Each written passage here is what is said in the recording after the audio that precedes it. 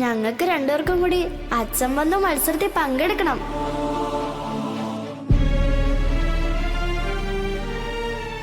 ദാ കുഞ്ഞെ ചായ.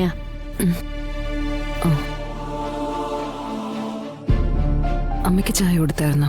സത്യാമ്മയ്ക്ക് കൊടുത്തു. ശാരദാമ്മയാണെങ്കി രാവിലെ വീട്ടിൽ പോണെന്നും പറഞ്ഞു പോയി. അമ്മ പോയോ?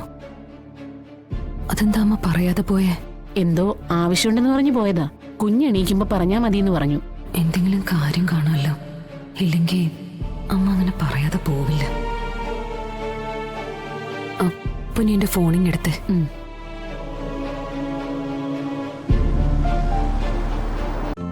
ഇന്ന് തന്നെ ഡൗൺലോഡ് ചെയ്യൂ.